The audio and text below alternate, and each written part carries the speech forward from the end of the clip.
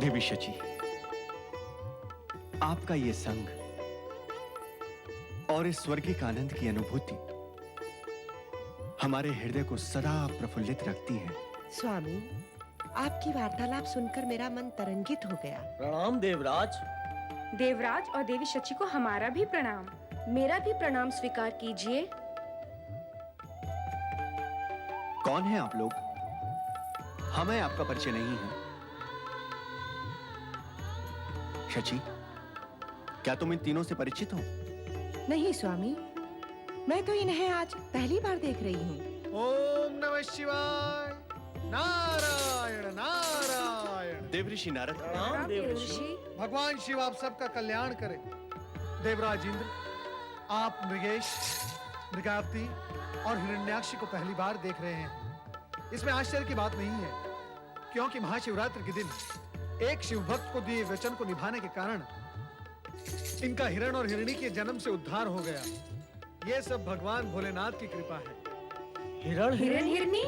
देवऋषि, हम तीनों पहले हिरन हिरनी थे। आप तीनों नारद की बात पर विश्वास कीजिए और भगवान शिव की भक्ति की ज्योति जलाए रखिए, जिसने आपका उद्धार किया है। नारायण नारायण। अवश्य देवऋषि, हम शिव आराधना की धुनी रमाएंगे। देवराज, देवी सती, मेरी आपसे प्रार्थना है कि स्वर्ग के सुख में इतना न डूबिए कि आपको भगवान भोलेनाथ का ध्यान ही न रहे। देवऋषि, हम इस बात का अवश्य ध्यान रखेंगे। देवराज, देवऋषि, मरुदेव, आप अशांत और चिंतित क्यों हैं? आपको तो सब कुछ ज्ञात है देवऋषि।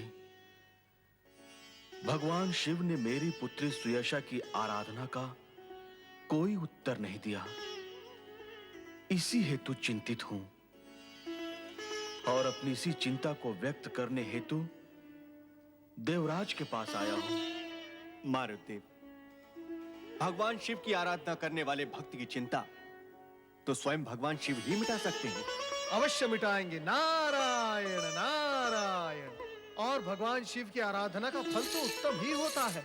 आप देख नहीं रहे मारुदेव, मृगेश, मृगावती और हिरण्याक्षी को आपकी पुत्री सुयशा की प्रार्थना भी भगवान शिव अवश्य सुनेंगे, शीघ्र ही सुनेंगे। नारायण नारायण। मेरी पुत्री सुयशा ने शिव के विशेष सेवक नंदी को मन ही मन अपना पति मान लिया है, परंतु नंदी शिव की सेवा में लीन होकर सब कुछ भूल गए हैं। आप मेरी पुत्री पर दया कीजिए देवऋषि, उसके वियोग का अंत कीजिए। यह काम तो भगवान शिव की कृपा से ही संभव होगा। हाँ, मैं आपकी विनती उन्हें सुना दूंगा। मारुदेव, कहाँ है देवी सुयशा? अलकापुरी के शिवालय में शिव की अखंड आराधना कर रही है। ओम नमः शिवाय। ओम नमः शिवाय। ओम नमः शिवाय। ओम नमः शिवाय। ओम नमः शिवाय। ओम नमः शिवाय। ओम नमः शिवाय। ओम नमः शिवाय। ओम नमः गुरुदेव, शिवाय। आपकी पुत्री की अखंड शिवाराधना कभी असफल नहीं होगी। भगवान भोलेनाथ की कृपा से आपकी पुत्री का नाम नंदी की भांति शिव भक्तों में अमर हो जाएगा। आप निश्चिंत रहें। नमः शिवाय। नमः शिवाय। नमः शिवाय। ओम नमः शिवाय। ओम नमः शिवाय। ओम नमः शिवाय। ओम नमः शिवाय। नमः शिवाय। ओम नमः शिवाय। ओम नमः शिवाय। ओम नमः शिवाय। ओम नमः शिवाय। ओम नमः शिवाय। ओम नमः शिवाय। ओम नमः शिवाय। शिवाय ओम नमः शिवाय ओम नमः शिवाय ओम नमः शिवाय ओम नमः शिवाय ओम नमः शिवाय ओम नमः शिवाय ओम नमः शिवाय ओम नमः शिवाय ओम नमः शिवाय हर हर महादेव हर हर महादेव हर हर महादेव हर हर महादेव हर हर महादेव हर हर महादेव हर हर महादेव, हर हर महादेव। ओम नमः शिवाय। नारायण नारायण। प्रणाम देवर्षि। देवर्षि, हम आपके दर्शन करके धन्य हो गए। हाँ देवर्षि, आपने तो लंबे समय से हमारी सुधि ही नहीं ली। क्या हमसे कोई अपराध हो गया देवर्षि? नारायण नारायण। नंदी, तुमसे एक ऐसा अपराध हुआ है जो क्षमा के योग्य नहीं है। क्या कह रहे हैं देवर्षि? नंदी तो शिव गणों में सर्वोत्तम है। शिव की सेवा इसके जीवन का व्रत है। नंदी से कोई अपराध हो, यह असंभव है।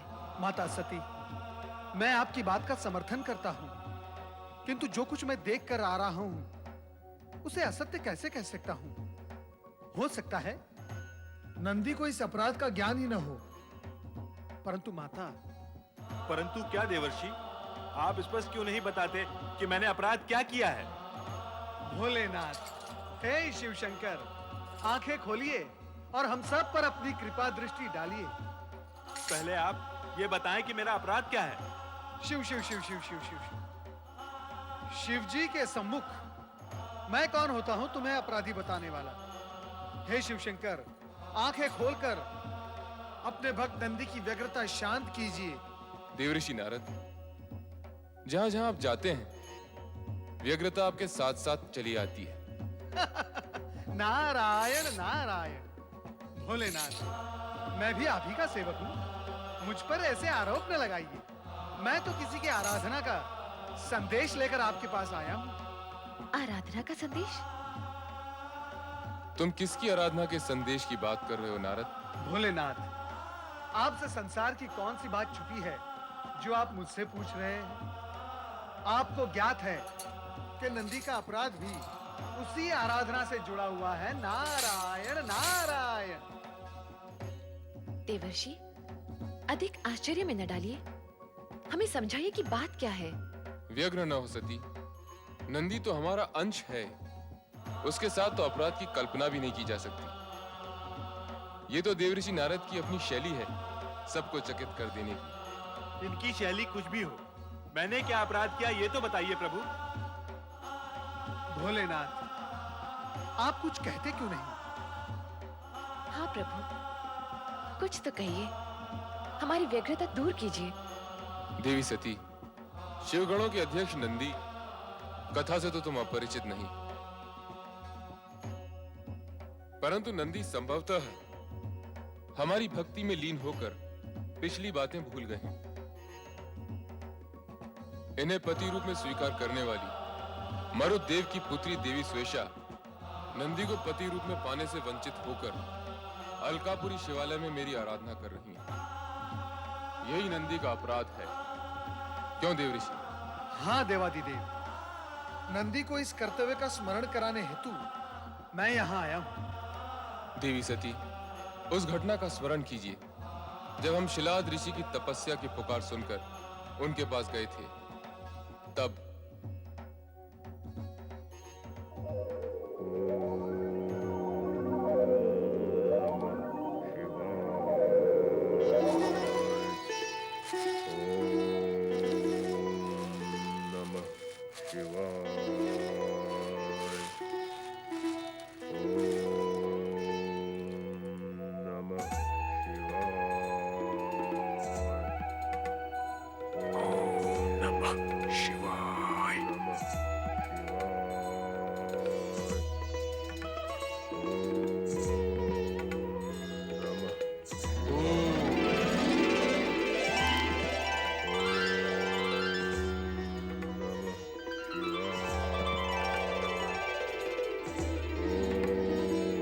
जागिए शिलाद ऋषि, जागिए।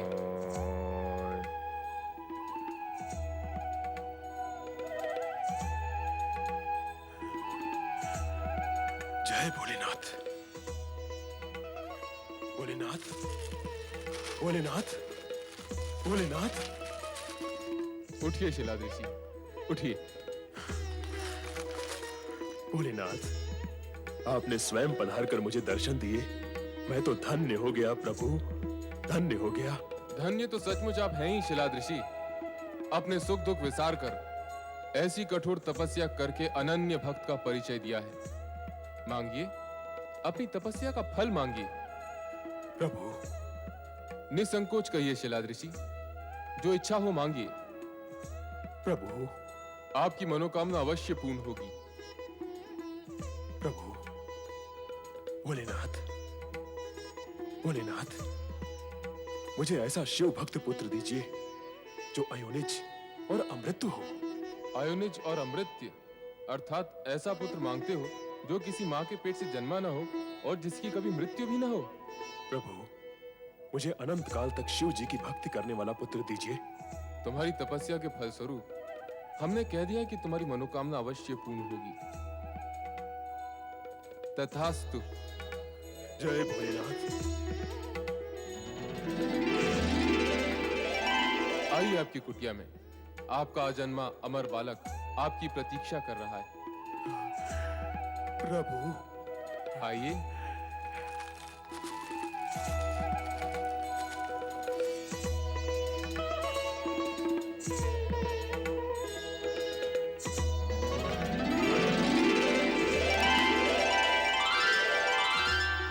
आश्चर्य, आश्चर्य। वर्षों पर्यंत तपस्या करने के पश्चात कुटी वैसी की वैसी। गौ माता, गौ माता, मुझे क्षमा करें।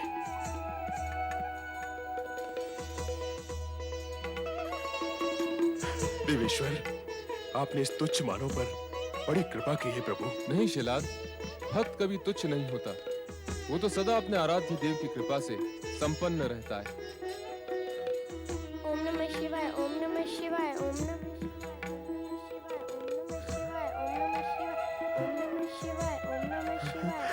बालक का स्वर।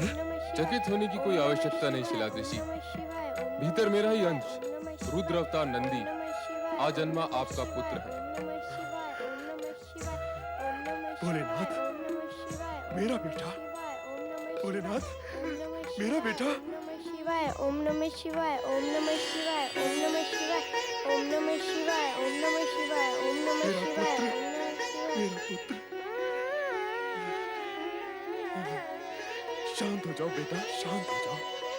मैं ही तेरा पिता हूँ, मैं ही तेरी माता हूँ। तुझे पाल पोस कर शिव की सेवा में देने के लिए ही तो मैंने कड़ी तपस्या की है बेटा। शिलादृषि, ये वही अमर नंदी है जो आगे चलकर शिवगणों को अनुशासित करने वाला गणाध्यक्ष नंदी कहलाएगा। भोलेनाथ, आपने जो मुझ पर कृपा की है उसका आभार मैं शब्दों में प्रकट नहीं कर सकता प्रभु। आप धन्य हैं भोलेनाथ, आपकी लीला अपरंपार है। कल्याण भव। जय भोलेनाथ।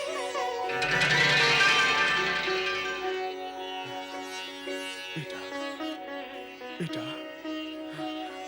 मेरा बेटा। जय शिव शंभो, जय शिव शंभो, जय शिव शंभो, जय शिव शंभो, जय शिव शंभो, जय शिव शंभो, जय शिव शंभो।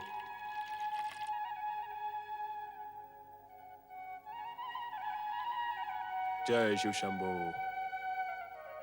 जय शिव शंभो, जय शिव शंभो। बाबा, हाँ बेटा।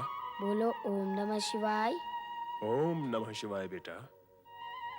मैं शिव को नमस्कार करता हूँ, परंतु शिव मेरे नमस्कार का उत्तर नहीं देते। ऐसा क्यों है बाबा? बेटा, शिव जी तो सबका नमस्कार मौन रहकर ही स्वीकार करते हैं और उनके कल्याण की कामना करते हैं बेटा। मुझे शिव जी को देखना है बाबा। मैं उनसे बात करने का इच्छुक हूँ। बेटा, शिव जी जब ऐसा समझेंगे कि तुमसे मिलना आवश्यक है तो स्वयं आकर तुमसे मिलेंगे बेटा। ओम नमः शिवाय। हे शिव शंकर, मुझे शीघ्र मिलो। जय शिव शंकर।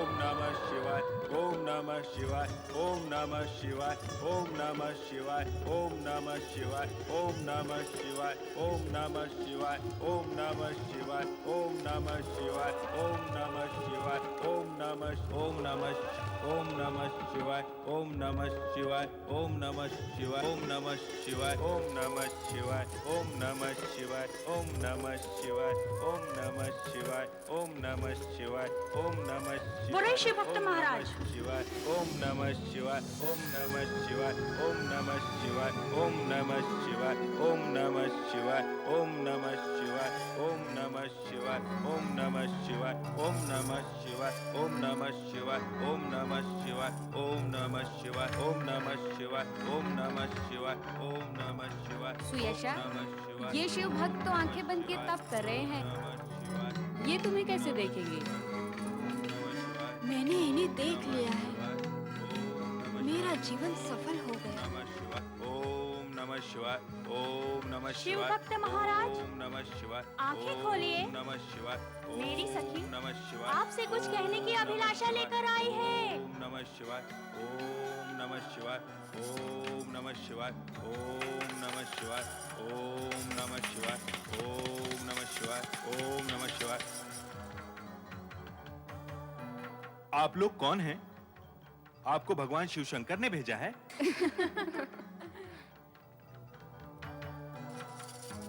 इस दासी को स्वीकार कीजिए शिव भक्त।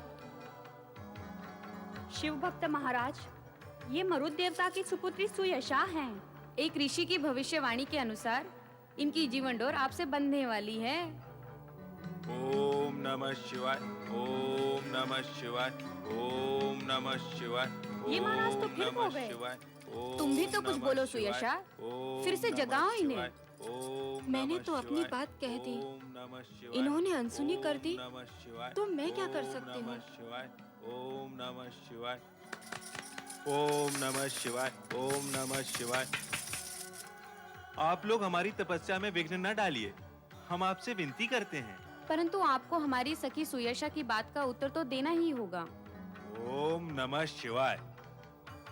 शिव के दर्शन के लिए बचपन से हम तरस रहे हैं, परंतु अभी तक हमारी पुकार नहीं सुनी। जब तक वो यहाँ दर्शन नहीं देंगे, हम यहाँ से हिलेंगे भी नहीं। ओम नमः शिवाय ओम नमः शिवाय ओम नमः शिवाय ओम नमः शिवाय ओम नमः शिवाय। मेरा भी निश्चय है, नमः शिवाय। जब तक मुझे ये पत्नी के रूप में स्वीकार नहीं करते, मैं अन्न जल ग्रहण नहीं करूंगी। मैं भी देखती हूँ भगवान शिव मेरी विनती कब तक नहीं सुनेंगे। मैं स्वर्गलोक जाके भगवान शिव की आराधना करूंगी। ओम नमः शिवाय ओम नमः शिवाय। हे महेश्वर, आज भी अलकापुरी में सुयशा आपकी आराधना कर रही है। उसके पिता मरुदेव उसकी चिंता में अत्यंत दुखी हैं। देवर्षि, क्या ये सत्य है? माता, इससे पूर्व भी मैं आपसे कह चुका हूँ, जो मैं आंखों से देख कर आता हूँ वही मैं आपको बताता हूँ। प्रभु, आप इतने दिन मौन क्यों रहे? विवश सुयशा की दशा पर आपको दया नहीं आई प्रभु? हम तो नंदी को देखकर मौन थे देवी। यदि स्वयं नंदी के मन में विवाह की कामना नहीं जागती, हम सुयशा की कामना कैसे पूर्ण कर सकते हैं? नारायण नारायण। नंदी, सत्य बताना, क्या तुम्हें सुयशा की तनक भी सुध नहीं रही? क्या तुमने सुयशा को बिसार दिया है? बोलो।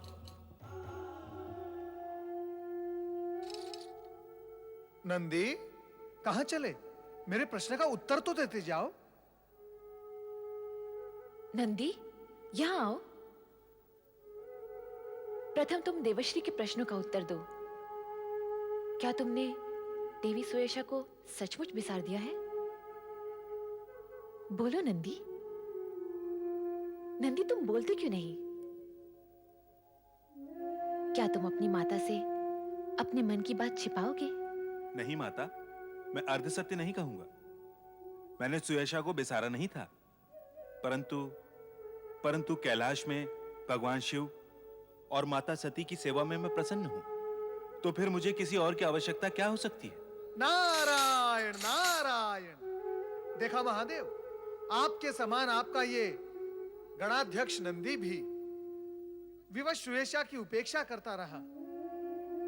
प्रभु, अब आप नंदी को आज्ञा दीजिए कि वो सुयेशा को पत्नी रूप में स्वीकार करे।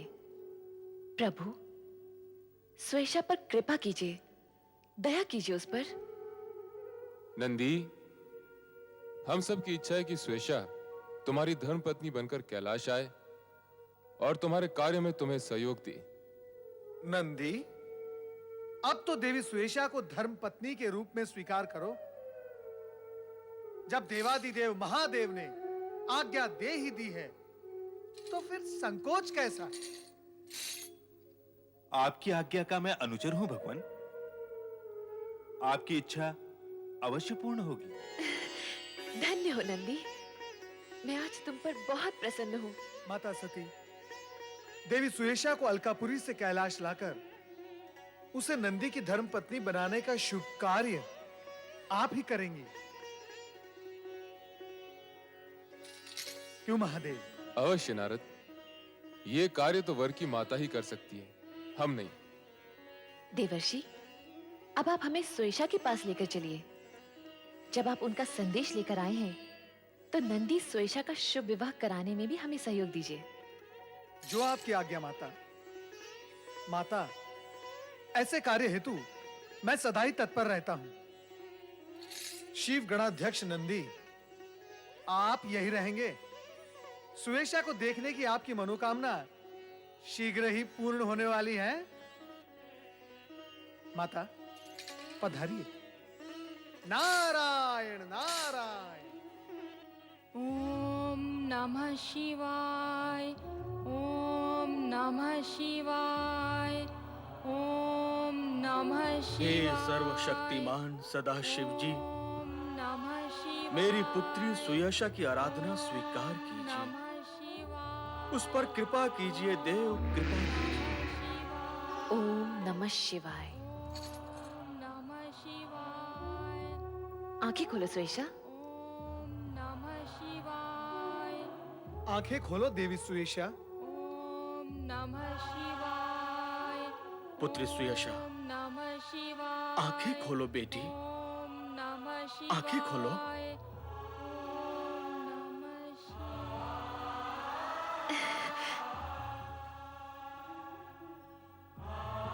देवी सुयेशा, ये भगवान शिवशंकर की जीवन संगिनी है और नंदी की माता देवी सती ये स्वयं तुम्हें लेने आई हैं। माता,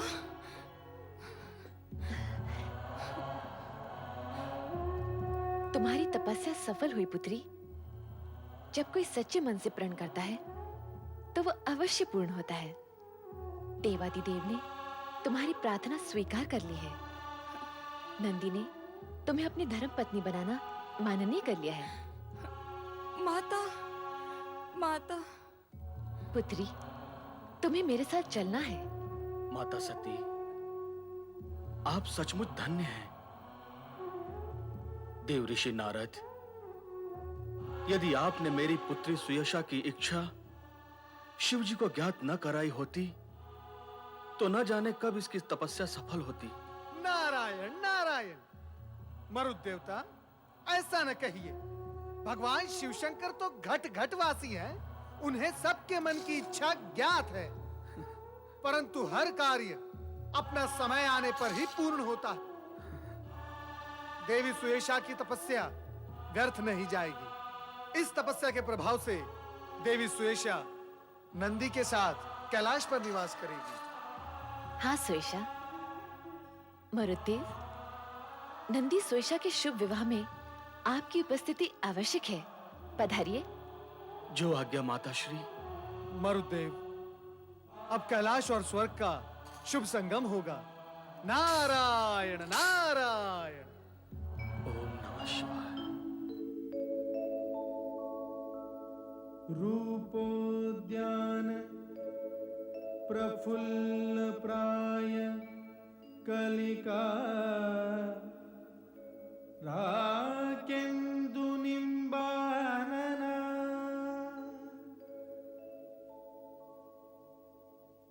तन्वंगी शुभहासिनी सुरसिका क्रीडा कला संरति। भगवान भोलेनाथ की शिव गणाध्यक्ष नंदी की देवी सुयशा की माता सती की भगवान भोलेनाथ की शिव गणाध्यक्ष नंदी की देवी सुयशा की माता सती की भगवान भोलेनाथ की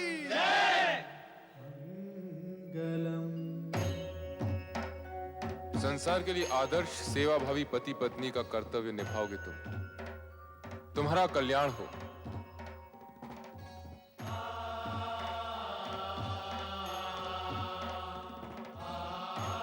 अखंड सौभाग्यवती भव।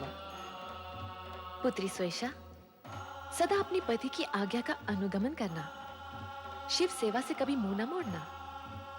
जो आज्ञा माता। पुत्र नंदी, तुम्हारा और स्वेशा का यश युगों युगों तक अमर रहेगा।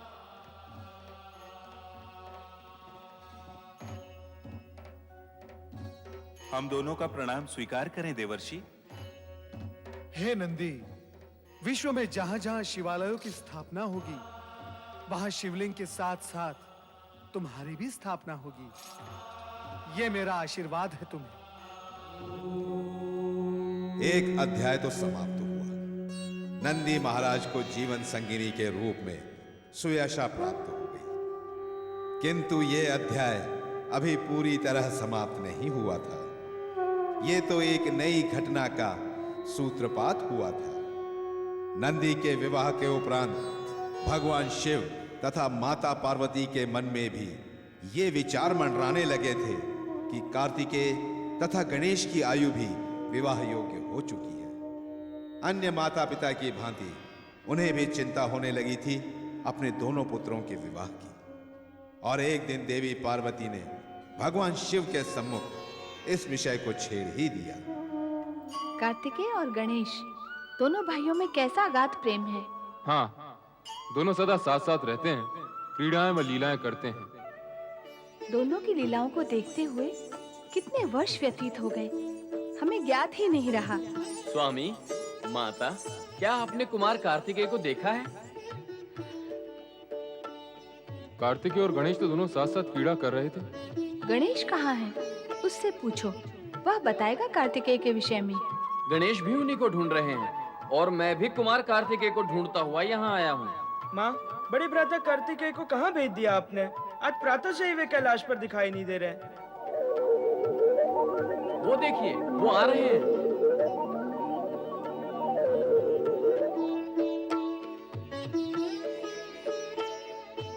प्रणाम माता। कल्याण भाव। प्रणाम पितृदेव। यशस्वी भव। बड़े भ्राता कार्तिकेय, कहाँ रह गए थे आप? आज प्रातः से ही मैं आपको ढूंढ रहा हूँ। हाँ पुत्र, बिना बताए कहाँ चले गए थे तुम? हम सब चिंतित थे। जाया करो तो बताकर जाया करो। माता, मेरा मन जब भी अगस्त ऋषि से मिलने का इच्छुक होता है तो मैं दक्षिण दिशा में स्थित उनके आश्रम में चला जाता हूँ। बताकर जाते तो हमें चिंता न होती। भविष्य में ध्यान रखना। आपकी आज्ञा का पालन करूंगा माता। चले बड़े भ्राता, चलकर खेल खेलते हैं। हाँ अवश्य, चलो चलो चलो।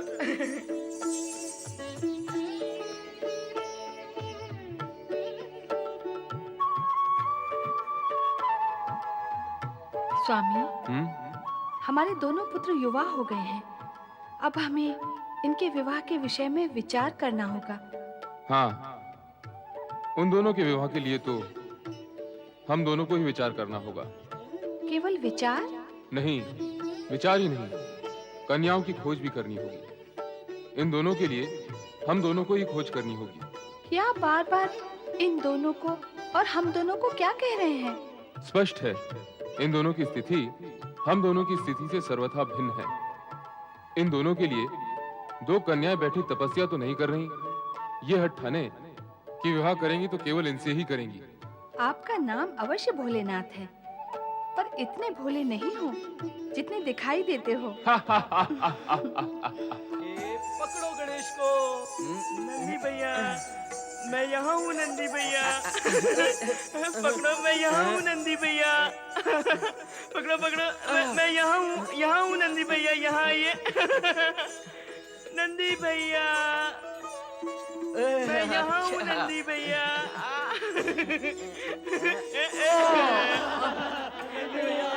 नंदी भैया हार गए, हार गए, नंदी भैया हार गए।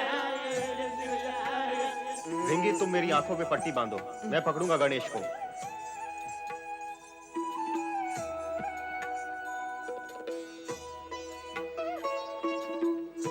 पकड़ो गणेश को। बड़े भ्राता, पकड़ो पकड़ो पकड़ो बड़े भ्राता, मैं तो यहाँ हूँ। नहीं नहीं बड़े भ्राता, कार्तिकेय भ्राता, मैं यहाँ हूँ। आइए आइए। यहाँ आइए बड़े भ्राता, मैं यहाँ हूँ। बड़े भ्राता, मैं तो यहाँ हूँ। बड़े भ्राता हार गए। देखा स्वामी आपने, गणेश कुटिलता करने लगा है। नहीं देवी, ना तो ये कुटिलता है ना चतुराई, ये तो मात्र बाल क्रीड़ा है। गणेश कुटिल तो है ही नहीं। पर कार्तिकेय और अन्य सभी अकारण ही थक रहे हैं। क्रीड़ा में यही तो होता है, प्रतिद्वंदी को थका के छकाया जाता है, जिससे विजय की संभावना बढ़ती है। क्रीड़ा करने वाले सभी दल ऐसा ही करते हैं। ये रहा फल, चलाइए बाण। गणेश, चलाओ बाण।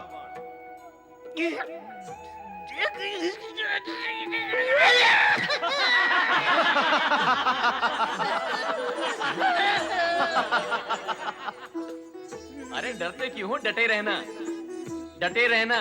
गणेश,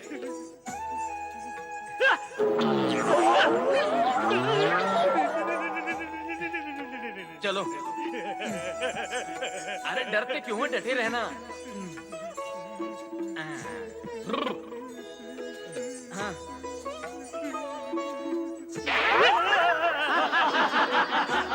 बड़े भ्राता, मुझसे तो सब डरते हैं, आप चलाइए तीर। लाओ। मेरे प्राण तो बच जाएंगे ना। अरे डर मत।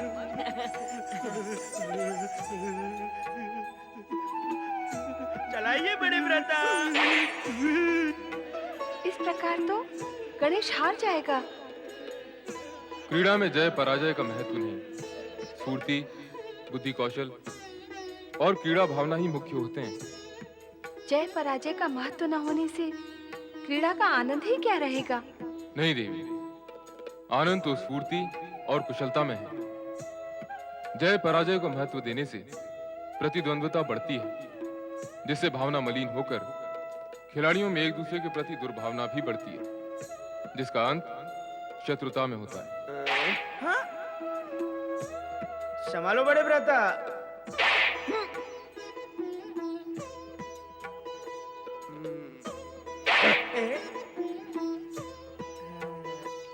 ये लो बड़े भ्राता। गणेश, तुम कुटिलता कर रहे हो।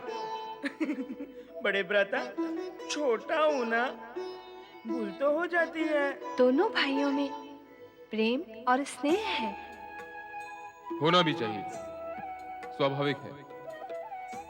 चर्चा का विषय तो तब होता जब दोनों में वैर अथवा घृणा होती। पर स्वामी, क्या यह आश्चर्य का विषय नहीं कि भाइयों में बैर और घृणा होती है? आश्चर्य उनके लिए जो प्रेम और स्नेह की गति को स्वाभाविक और जीवन का एक आवश्यक अंग मानते हैं, पर जो स्वार्थ, भौतिकता और अधिकार के भ्रम में पड़कर मिथ्या सुख को ही सर्वोपरि मानते हैं, उन्हें ना तो आश्चर्य होता है ना ही लाज आती। जगत में व्याप्त तो सत्य कुछ भी हो, पर हमारे पुत्रों में प्रेम भाव है। हाँ, सो तो है।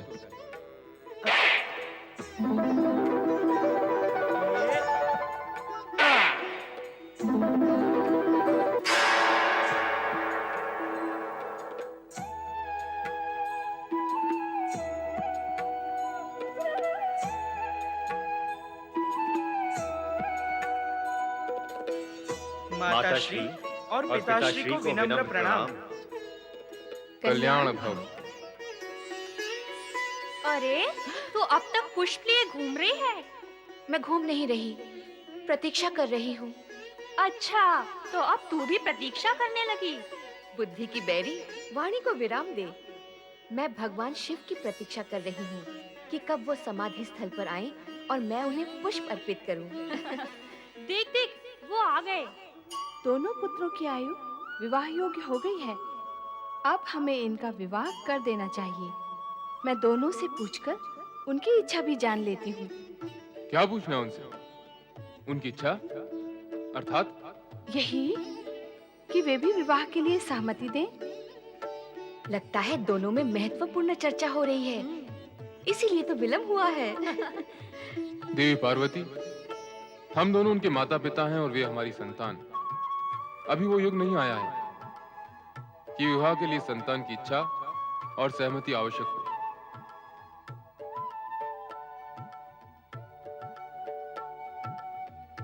पर स्वामी, विवाह तो संतान को ही करना है ना? तो क्या इसका निर्णय संतान करेगी? तुम इस सत्य को क्यों भूल रही हो देवी कि हमारे दोनों पुत्र विवेकशील और बुद्धिमान हैं, और ऐसी बुद्धिमान संतान ये भी अवश्य मानती है कि उनके माता पिता उनसे अधिक बुद्धि और विवेक रखते हैं, और वे जो भी निर्णय लेंगे उनका हित विचार कर ही लेंगे। माता पिता की इच्छा और निर्णय के विरुद्ध अविवेक और युवावस्था के उन्माद में विवाह करने का युग अभी नहीं आया देवी। पूज्य माता पिता के श्री चरणों में हमारा प्रणाम। सदा कल्याण हो और सदा कल्याणकारी रहो। अद्भुत आशीर्वाद। सदा कल्याण हो और सदा कल्याणकारी रहो। हाँ देवी, दूसरों का कल्याण करने वालों का सदा कल्याण होता है, इसलिए सुख की कामना करने वालों को कल्याण कार्य करते रहना चाहिए। माँ, पिता श्रेष्ठ का ये मंत्र हम आत्मसात करेंगे, किंतु ये बताइए कि आपने हम भाइयों को आशीर्वाद क्यों नहीं दिया? तुम दोनों को तो मैं अनेकानेक आशीर्वाद दे चुकी हूँ। ओहो, तो अब अन्य किसी को आशीर्वाद देने का विचार है? हाँ। भला बताओ तो किसे? अपनी पुत्र वधुओं को। पर वे हैं कहाँ? है नहीं तो हो जाएंगी। पुत्रों, तुम्हारी माता अब तुम्हारा विवाह कर देना चाहती हैं। सत्य है, मैं अपनी पुत्र वधुओं का सलोना मुख देखने के लिए अब व्याकुल हो उठी हूँ। अब तुम दोनों का कर्तव्य है कि अपने माता पिता की इच्छा पूर्ण करो। दोनों का नहीं माँ, केवल गणेश का। क्यों? तुम क्यों अपने कर्तव्य से भागना चाहती हो? पिताश्री, मेरी विवाह करने में रुचि नहीं। मैं इस बंधन में पड़ना नहीं चाहता। मैं तो जन जन में धर्म और शिव भक्ति का प्रचार करना चाहता हूँ। करो, पर विवाह तुम्हें कहाँ बाधक है? विवाह का बंधन और दायित्व धर्म कार्य में योग साधना नहीं करने देता।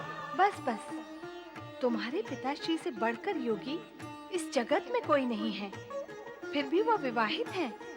पिताश्री, आप मौन क्यों हैं? मेरा मौन तुम्हारी माता के पक्ष का समर्थन कर रहा है पुत्र। जगत में कोई भी ऐसे माता पिता नहीं है जो अपनी संतान का कुंवारा रहना सहन कर सके। मेरे पूज्य माता पिता, जब तक बड़े भ्राता कार्तिकेय इस गंभीर विषय पर विचार करें, तब तक अपनी सेवाओं को प्रस्तुत करते हुए आपकी आज्ञा पालन करने के लिए मैं उपस्थित हूँ। किंतु समस्या तो यही है कि मुझ गजवदन को अपनी कन्या कौन देगा? अप्रिय सत्य को तुमने विरोध में कहा है पुत्र, किंतु इसी सत्य का एक दूसरा पक्ष भी है। संबंध की आकांक्षा रखने वाले अज्ञानी केवल शरीर का आकार, प्रकार, रूप और रंग को देखते हैं, किंतु ज्ञानी और अटल सत्य के समर्थक शरीर रूपी शिविर के भीतर विद्यमान गुण, प्रतिभा, विवेक और बुद्धि का मूल्यांकन करते हैं। तुम बुद्धि निधि हो गणेश। तुम्हें अपनी पुत्री देने के लिए अनेक पिता ललायत होंगे। शीघ्र ही हम इस विषय को आगे बढ़ाएंगे। मैं तो माता पिता की इच्छा और आज्ञा को ही सर्वोपरि मानता हूँ। तो हम अति शीघ्र ही गुणवती कन्याओं की खोज करते हैं।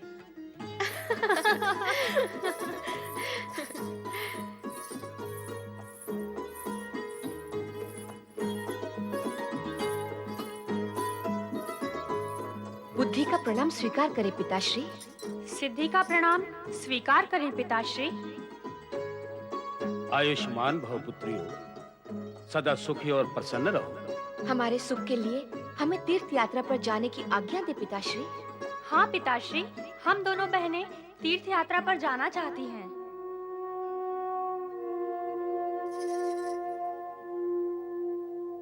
पिताश्री हमें आज्ञा देना नहीं चाहते। ऐसा ही लगता है, चलो लौट चलें। नारायण नारायण नारायण। प्रणाम देवर्षि। कल्याण भव।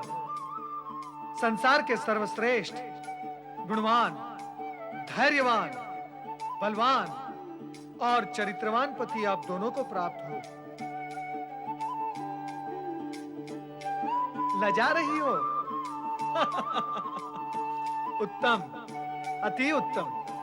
लज्जा तो स्त्री का सर्वश्रेष्ठ आभूषण है। परंतु ये क्या, आप दोनों के मुख पर यह निराशा और विषाद की छाया क्यों है? हाँ पुत्रियों, कहो, तुम उदास क्यों हो? पिताश्री, हमने आपसे तीर्थ यात्रा पर जाने की आज्ञा मांगी तो आपने उत्तर नहीं दिया। हम दोनों ने यही समझा कि आप हमें भेजना नहीं चाहते। नहीं पुत्रियों, नहीं। तीर्थ यात्रा जैसे पुण्य और शुभ कार्य के लिए भला मैं तुम्हें कैसे रोक सकता हूँ? अवश्य जाओ और तीर्थों में अपने इष्ट देवी देवताओं से अपने योग्य वर पाने के लिए प्रार्थना करो, ताकि मैं भी अपने दायित्व से मुक्त हो सकूं।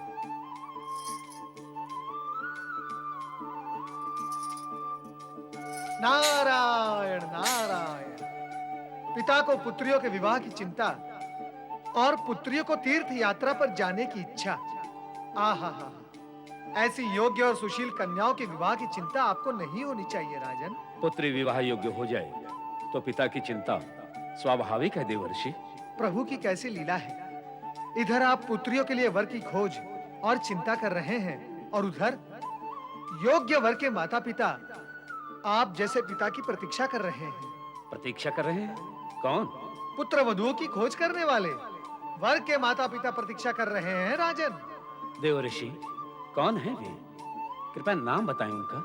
सारा जगत जानता है उन्हें, कौन नहीं जानता? पर मैं नहीं जानता। जानते हैं राजन, आप भी जानते हैं। आप कृपया स्पष्ट रूप से बताएं, कौन है वे? राजन, विधि के विधान के अनुसार आपकी दोनों पुत्रियां शिव पार्वती की पुत्र वधुएं बनेंगी।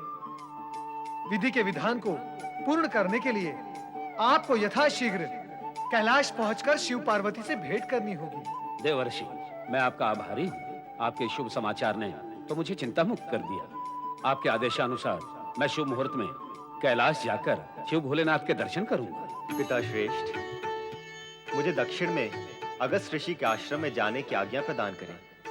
उसी क्षेत्र में मैं धर्म और शिव भक्ति का प्रचार करना चाहता हूँ। तो बड़े भ्राता, मैं भी आपके साथ चलूंगा वहाँ। नहीं गणेश, मैं अपने वाहन मयूर पे बैठकर शीघ्र जाकर शीघ्र लौट आऊंगा।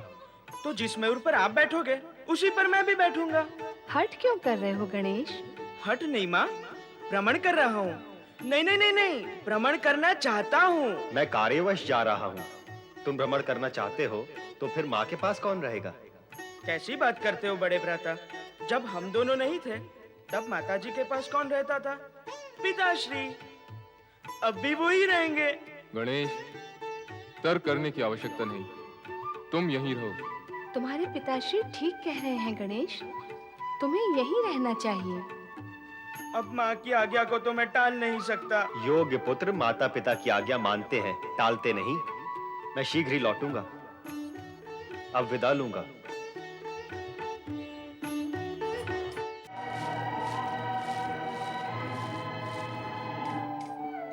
महामुनीश्वर परशुराम।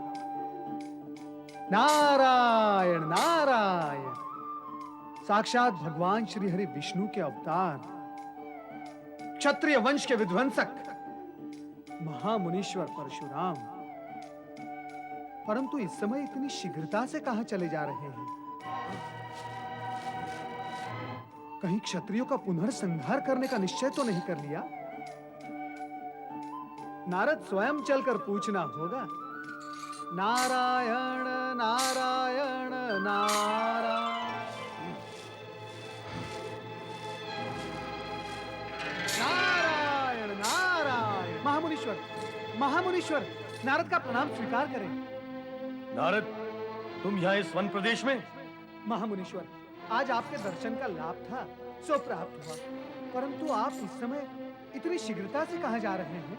नारद, मुझे केवल प्रश्न पूछना प्रिय है, प्रश्न किया जाना नहीं। और वैसे भी तुम मुझसे बड़े अथवा पूज्य तो हो नहीं कि मुझे उत्तर देना ही पड़े। नारायण नारायण, मैं कैसे पूज्य हो सकता हूँ? मैं तो आपके पुत्र के समान हूँ। महामुनीश्वर, महामुनीश्वर। सावधान नारद, मैं बाल ब्रह्मचारी हूँ, कोई मेरे पुत्र समान नहीं और मैं किसी के पिता समान नहीं। पिता पुत्र जैसी कोई स्थिति मेरे समीप नहीं है। है महामुनीश्वर, अवश्य है। क्या? यदि आप आज्ञा दे तो प्रमाणित करूं? क्या प्रमाणित करोगे तुम? यही कि आप पिता तुल्य हैं। नारद! आप मुझ निर्दोष पर क्यों क्रोधित हो रहे हैं महामुनीश्वर? ये सत्य मेरे मस्तिष्क की उत्पत्ति नहीं है कि आप भगवान श्री हरि विष्णु के अंशावतार हैं, इसलिए आप सभी के पूज्य हैं। इसी कारणवश सभी आपको पिता तुल्य समझते हैं। जब सब समझ सकते हैं तो ऐसा प्रिय और लाभकारी संबंध आप मुझको क्यों नहीं समझने देते?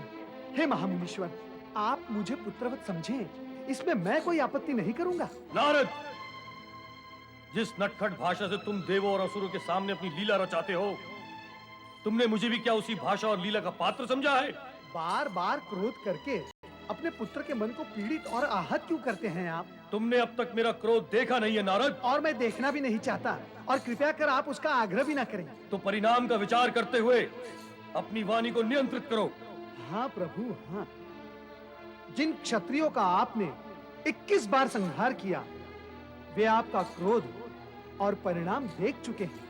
वे क्षत्रिय थे, इसीलिए क्रोध और परिणाम देखने में सक्षम थे, परंतु मैं तो ब्राह्मण हूं, मुझ पर तो आप क्रोध कर ही नहीं सकते। नारद, बार बार क्रोध शब्द बोलकर तुम मेरे क्रोध को भड़का रहे हो। अद्भुत महामुनीश्वर, अद्भुत। यदि क्रोध शब्द सुनकर आपका क्रोध भड़कता है तो शांत शब्द सुनकर आप शांत भी होते होंगे। नारद!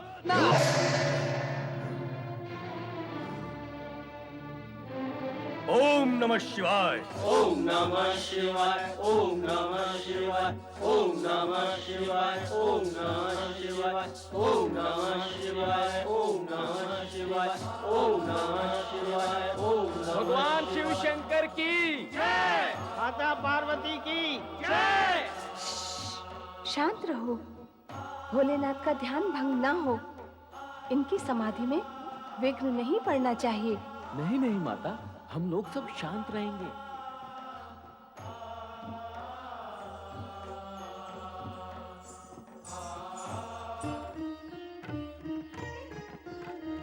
प्रणाम माता। गणेश, तुम यहाँ सचेत खड़े रहना। ऐसा क्यों माँ? तुम यहाँ आने वाले किसी भी प्राणी को समाधि स्थल तक न पहुँचने देना। भोलेनाथ की समाधि में कोई बाधा नहीं पड़नी चाहिए। जैसी आपकी आज्ञा माँ। समाधि स्थल तक पहुँचना तो क्या, वहाँ तक किसी की दृष्टि तक को पहुँचने ना दूंगा। आप निश्चिंत रहें।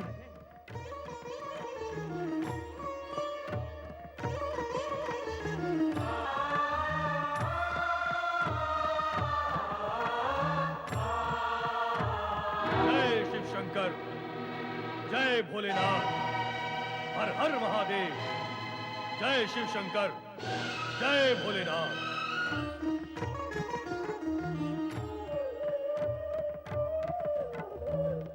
कार्तिकेय भैया अब तक लौटे क्यों नहीं? उन्हें तो आ जाना चाहिए था अब तक। कहकर तो गए कि दक्षिण में अगस्त्य ऋषि के आश्रम तक जाके आता हूँ। शिव भक्ति और धर्म का प्रचार करने में समय तो लगेगा वहां।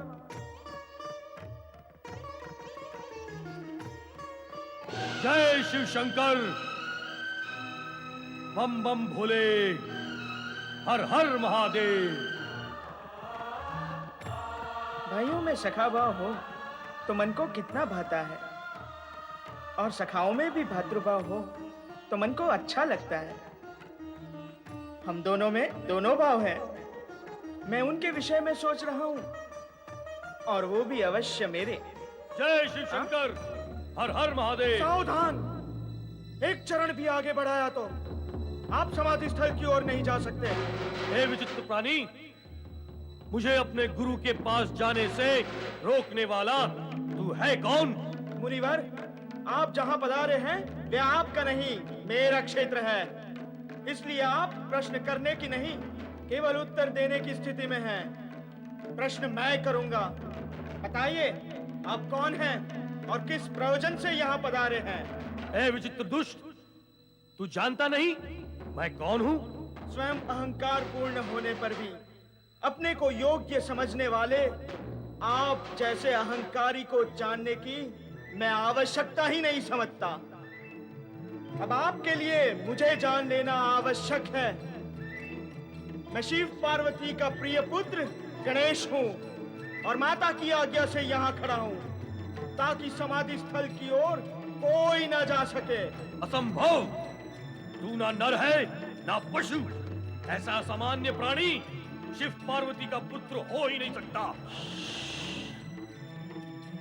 अपने स्वर और नेत्रों को छोटा करे महाज्ञानी। यदि पिता शिव की समाधि भंग हो गई तो अनर्थ हो जाएगा। और तनिक अपने नेत्रों से क्रोध का आवरण हटाकर देखें कि मैं नर भी हूं और पशु स्वभाव से रहित पशु भी। निर्बुद्धि, अधिक प्रलाप न कर, हट जा मेरे मार्ग से। माँ तो कह कर गई थी कि डट जाना, और आप कह रहे हो कि हट जाना। अब ये डटना और हटना दोनों कार्य एक साथ तो हो ही नहीं सकते। और इसकी आवश्यकता भी क्या है? पर जिस माता ने जन्म दिया और आज्ञा भी दी हो, तो उसके कहने से डटे रहना अति आवश्यक है। यदि तू जानता कि मैं परशुराम हूँ और मैंने 21 बार इस धरती को क्षत्रियहीन किया है, तो तू ऐसी दृष्टता कदापि नहीं करता। मेरा जन्म नहीं हुआ होगा तब आपने किया होगा 21 बार पृथ्वी को क्षत्रिय विहीन। अब 22वीं बार करके दिखाइए। ऐ दुष्ट, तेरा काल तेरे माथे पर आ चुका है। ये ले। जय माता जी।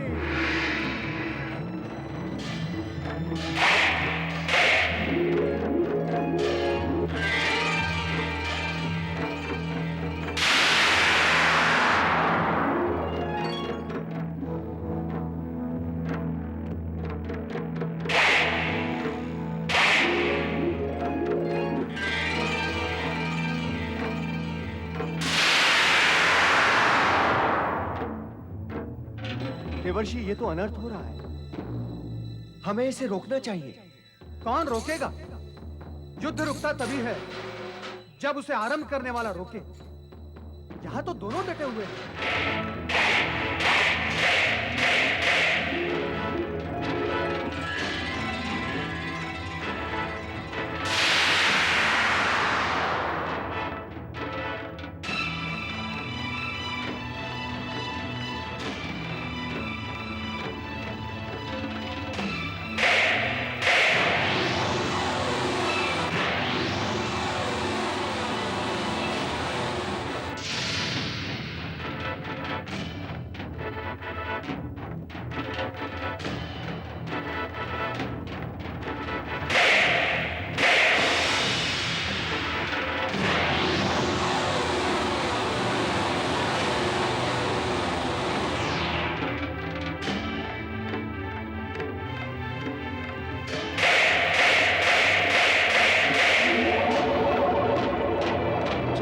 माता जी।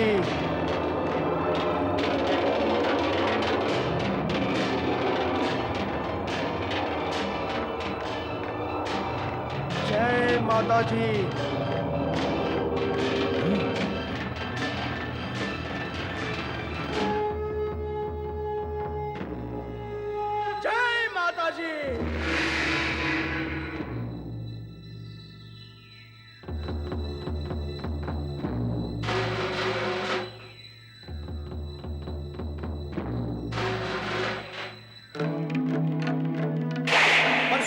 क्रोधवश तीर प्रहार कर रहे हैं। किंतु गणेश उनका हर प्रहार व्यर्थ कर रहे हैं। कुछ उपाय करें देवर्षि। श्री हरि विष्णु के अंश अवतार परशुराम और मां शक्ति के अंश गणेश परस्पर टकरा रहे हैं। भगवान शिव अपने पुत्र और शिष्य के मध्य होने वाले इस युद्ध को रोकते क्यों नहीं? वरुण देव, जितना विचार आप कर रहे हैं उतना विचार भगवान भोलेनाथ ने अवश्य किया ही होगा, फिर भी युद्ध हो रहा है। अर्थात ये सब भगवान भोलेनाथ की लीला है, जो किसी भावी घटना की भूमिका है, विषाद है, ताकि यह युद्ध किसी परिणाम को जन्म दे सके।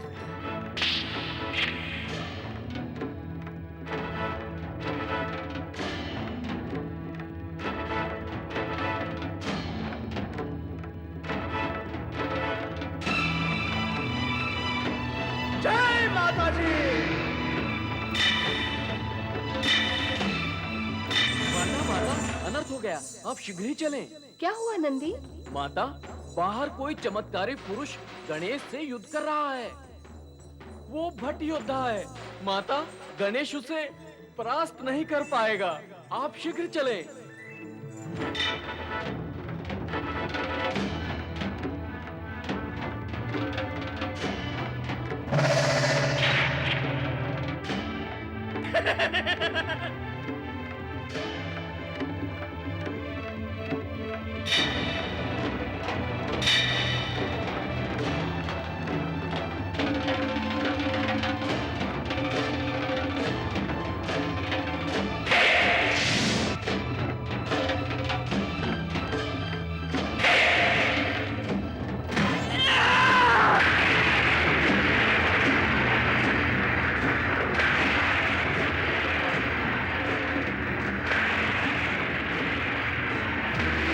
कौन है ये दुष्ट पुरुष जिसने अकारण मेरे पुत्र पर प्रहार किया?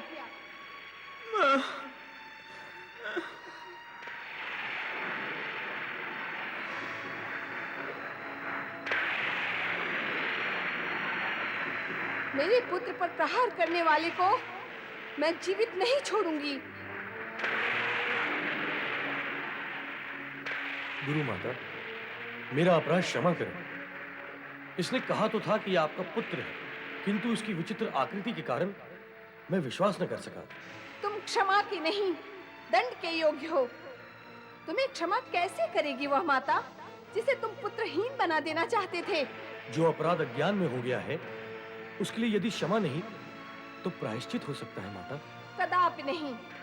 अज्ञान में त्रुटि होती है, अपराध में नहीं। क्रोध और अहंकार में किया गया कर्म त्रुटि नहीं, अपराध ही होता है। इसके लिए मैं तुम्हें दंड ही दूंगी। ठहरो देवी पार्वती, जब तुम्हें ज्ञान है कि क्रोध में किया गया कर्म अपराध ही होता है, तो क्यों अज्ञान के वश होकर ये अनुचित कार्य करने जा रही हो?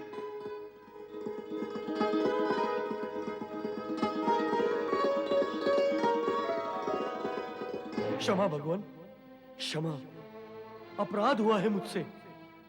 माता पार्वती दंड की जो व्यवस्था मेरे लिए करेंगी वो नतमस्तक हो स्वीकार करूंगा। मैं तो यहां आपके दर्शन करने के लिए आया था, किंतु संयोगवश स्थिति ही पलट गई भगवान। सगुण विद्याधारी इस सत्य को नहीं जानते कि आप श्री हरि विष्णु के अंश और हमारे पूज्य हैं। हुआ तो वही जो होना था, आप तो केवल निमित्त मात्र हैं। गणेश एक दंत होकर पूज्य होंगे। इन्हें एक दंत बनाने का कार्य विधि ने अप्रत्यक्ष रूप से आपको ही सौंपा था। श्री हरि विष्णु के अंशावतार परशुराम के प्रति क्रोध अनुचित और अनावश्यक है देवी। ये सब तो हमारी ही इच्छा और लीला के कारण घटित हुआ। गणेश, अज्ञान में युद्ध हुआ। अब ज्ञान होने पर सम्मान करो पुत्र, प्रणाम करो इन्हें। प्रणाम मुनिवर। अज्ञान में क्या क्या हो जाता है। जो स्नेह का अधिकारी है वो क्रोध का पात्र हो गया। जिसे कंठ से लगाना था उससे युद्ध करना पड़ा। मुझे क्षमा करो गणेश। ऐसा ना कहिए, आप तो मेरे पूज्य हैं।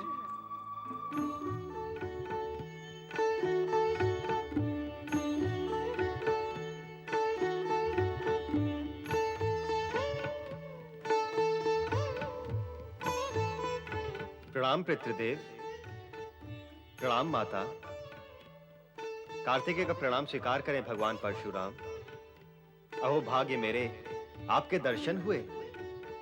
धन्य भाग्य तो मेरे हैं। मुझे अपने गुरु के साथ गुरु माता और दोनों गुरु भ्राताओं के दर्शन का लाभ हुआ।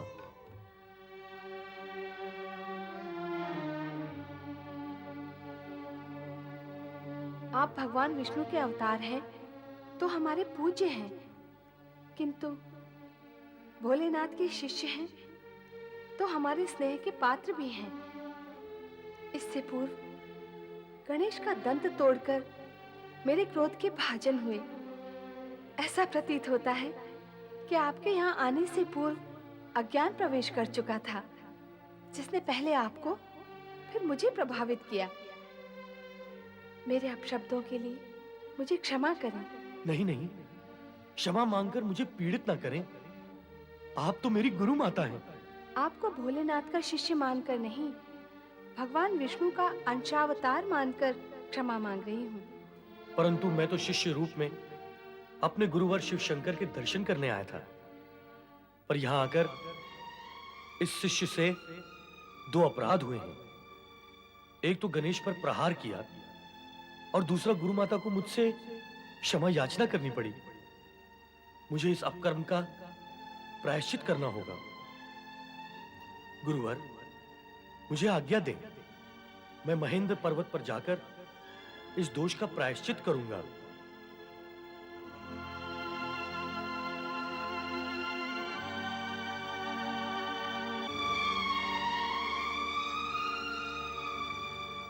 परशुराम प्रायश्चित के लिए महेंद्र पर्वत की ओर चल दिए। इस घटना का सुखद अंत ऐसे ही होना था देवराज। मैंने आपसे पूर्व ही कहा था, ये सब शिवलीला का ही एक भाग है। किंतु देवऋषि, इस शिवलीला का प्रयोजन क्या है? मेघदेव, अभी तक आप प्रयोजन के पड़ाव पर ही ठहरे हुए हो, परिणाम के लक्ष्य तक नहीं पहुंचे। तो सुनो, गणेश जी के एक दंत रूप की पूजा का लक्ष्य पूर्ण होने के लिए भगवान भोलेनाथ ने महामुनीश्वर परशुराम के मन में अपने दर्शन की इच्छा उत्पन्न करके उन्हें कैलाश बुलाया है। और इस प्रकार अपने परिवार से भगवान विष्णु के अंशावतार परशुराम का परिचय कराया। नारायण नारायण। और गणेश एक दंत बने। बड़े भ्राता कार्तिकेय, यदि आप यहाँ होते तो परशुराम के हाथों में एक दंत न बनता।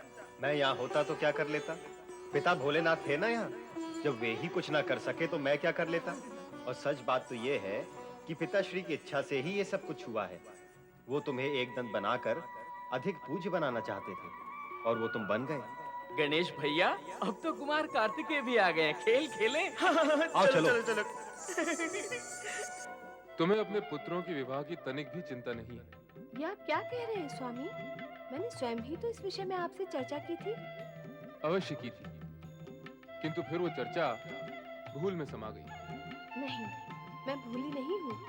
मैं तो इतना जानती हूँ कि आपकी इच्छा के बिना कुछ नहीं होगा। जब तक आप नहीं चाहेंगे, तब तक दोनों पुत्रों के विवाह की चर्चा केवल चर्चा ही रहेगी। भला सोचो, यदि मैं नहीं चाहता और इच्छा न होती तो पुनः इस विषय पर चर्चा क्यों करता?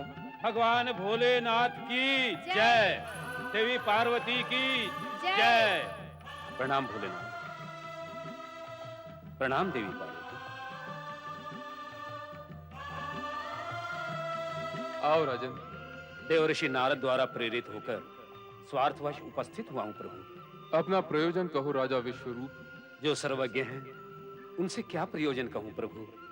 मेरी ये दो पुत्रियां बुद्धि और सिद्धि, मैं इनके दायित्व से मुक्त होना चाहता हूं प्रभु। किन्हें सौंपना चाहते हैं इनका दायित्व?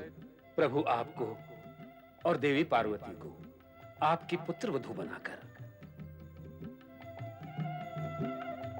अपना निर्णय प्रकट करो देवी। निर्णय करने का अधिकार तो आपका है, पर मुझे ये दोनों कन्याएं अपनी पुत्रवधू ही लगती हैं। अर्थात मेरे निर्णय की प्रतीक्षा किए बिना ही तुमने ये निर्णय कर लिया कि इन दोनों कन्याओं को अपनी पुत्रवधू बनाना है। राजन, आप निश्चिंत होकर अपने भवन लौट जाएं। समय आने पर आपको शुभ समाचार प्राप्त हो जाएगा। प्रभु, धन्य भाग्य मेरे। प्रणाम भोलेनाथ, प्रणाम देवी पार्वती।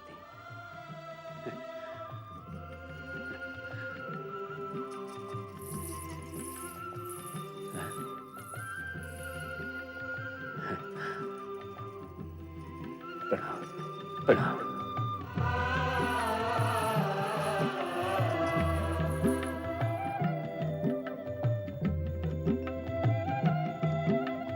माता पिता को प्रणाम। कल्याण भाव। अभी अभी तुम दोनों ने जिन दो कन्याओं को देखा, वे हमारी भावी पुत्र वधुएं हैं।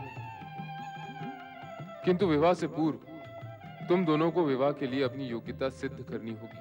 क्या आप हम दोनों को विवाह के योग्य नहीं समझते? नहीं नहीं गणेश, ऐसा नहीं है। अपने पिताश्री का अभिप्राय समझो। विवाह से पूर्व तुम दोनों को पृथ्वी की परिक्रमा करनी होगी, और जो भी पृथ्वी की परिक्रमा करके पहले लौटेगा उसी का विवाह पहले होगा। हम दोनों सोचते रहे कि किसका विवाह पहले करें। अंत में यही एक उपाय निश्चित हुआ। पिता श्रेष्ठ, मैं इससे पूर्व ही कह चुका हूँ कि मेरी विवाह में रुचि है ही नहीं। विवाह रुचि के लिए नहीं किया जाता है पुत्र कार्तिकेय। वैसे भी विवाह करने अथवा ना करने के निर्णय का अधिकार संतान का नहीं होता है। इसका सर्वाधिकार माता पिता के पास सुरक्षित रहता है। इसलिए तुम्हें केवल माता पिता की आज्ञा का पालन करना है। जैसी आपकी आज्ञा। गणेश, मैं तुम्हें मूषक वाहन प्रदान करूंगी ताकि तुम कार्तिकेय के साथ पृथ्वी परिक्रमा में भाग ले सको।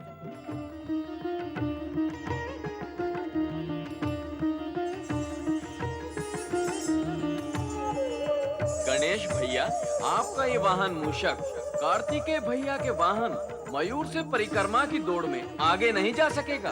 तो उत्तम यही होगा कि आप स्पर्धा में भाग ही ना लें और पराजय स्वीकार कर लें। विजय तो निश्चित कार्तिकेय भैया की ही होगी। प्रणाम बड़े भ्राता। मैं तो स्वयं इस स्पर्धा से विलग होने का विचार कर रहा हूँ। हानि तो इतनी होगी कि मेरा विवाह बड़े भ्राता कार्तिकेय के विवाह के पश्चात होगा। तो अब दुविधा कहाँ है? माता पिता की आज्ञा से बंधा हुआ हूँ, इसलिए परिक्रमा की प्रतिस्पर्धा करना मेरी विवशता है। बड़े भ्राता, शुभ मुहूर्त आ पहुंचा है। परिक्रमा का समय हो गया है। अब हमें पृथ्वी की परिक्रमा आरंभ कर देनी चाहिए। हाँ, अब अकारण विलंब क्यों हो? तो गणेश, पृथ्वी परिक्रमा आरंभ करने से पूर्व हमें अपने माता पिता से आशीर्वाद प्राप्त कर लेना चाहिए। हाँ बड़े भ्राता, माता पिता के आशीर्वाद के बिना आरंभ किए गए सभी कार्यों का अंत दुखंत ही होता है। इसलिए माता पिता का आशीर्वाद तो हमें लेना ही होगा। आओ।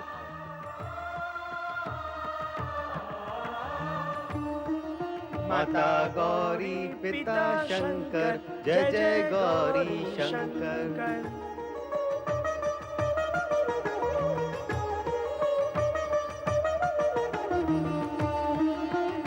क्या ये मूषक राज मुझे प्रतिस्पर्धा में विजय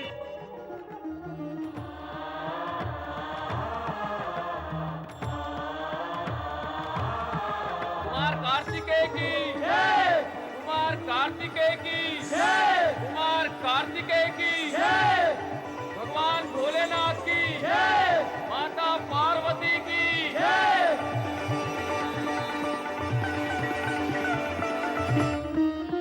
क्या हुआ गणेश भैया? नंदी भैया, क्या मेरा ये मूषक मुझे पृथ्वी की परिक्रमा करा सकेगा? यदि आपके भाग्य में लिखा है तो संभव है कि आप कार्तिक के भैया से आगे निकल जाएंगे।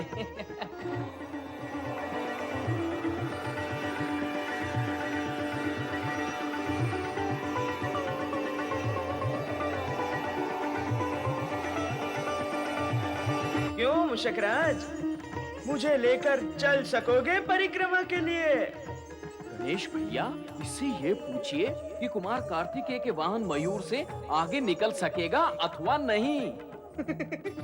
जब चलना ही नहीं हो सकेगा तो आगे कैसे निकल सकेगा? ये तो असंभव ही है। पर भैया, स्पर्धा आरंभ हो चुकी है।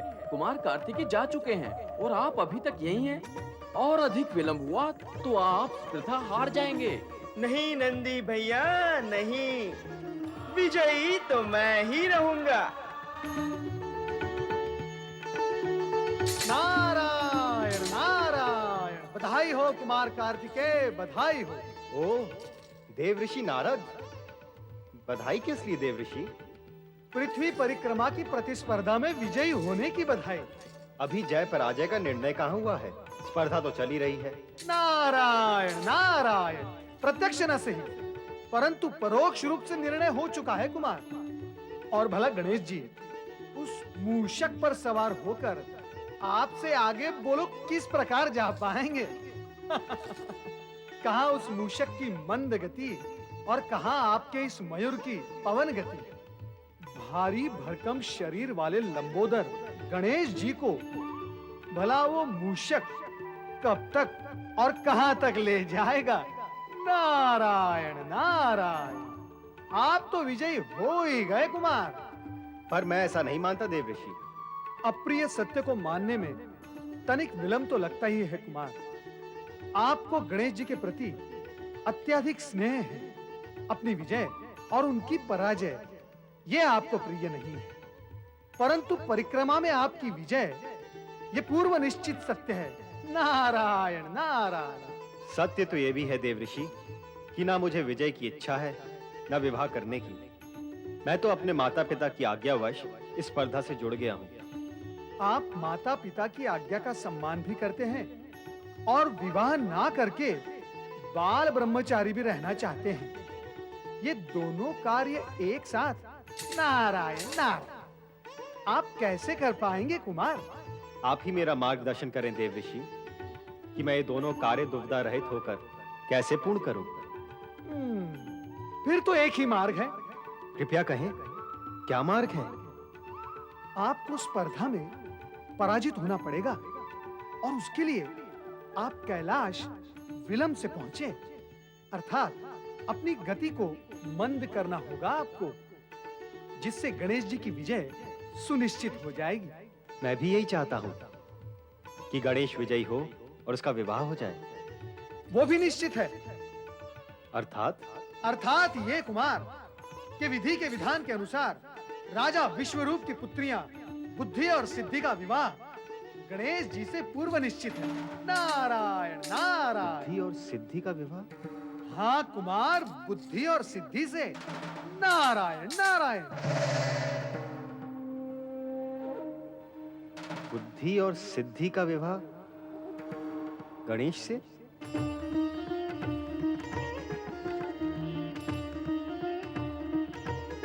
गणेश भैया, आपने ये नहीं बताया कि आप विजयी कैसे होंगे? विजयी तो वही होगा ना जो सारी पृथ्वी की परिक्रमा करके सर्वप्रथम आएगा, अर्थात जगत की परिक्रमा। हाँ, तय तो यही हुआ था। जो तय हुआ था उस तथ्य को सत्य में पारिवार्तिक करने के लिए मुझे एकांत में विचार करने दे नंदी भैया। यही मेरी आपसे प्रार्थना है। आप जाइए।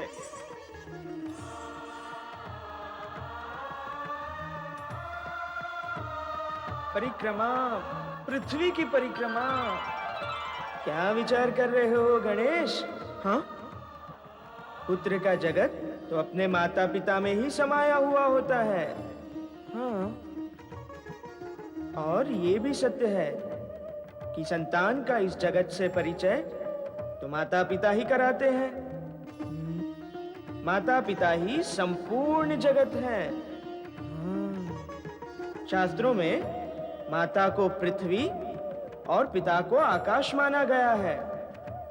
और वैसे भी गणेश, पृथ्वी की परिक्रमा करना तुम्हारे वश में नहीं है। हाँ, इसीलिए प्रायश्चित रूप में अपने माता पिता की परिक्रमा कर लेना ही तुम्हारे लिए उचित होगा। माता पिता की परिक्रमा ही पृथ्वी परिक्रमा के समान होगी। जाओ गणेश।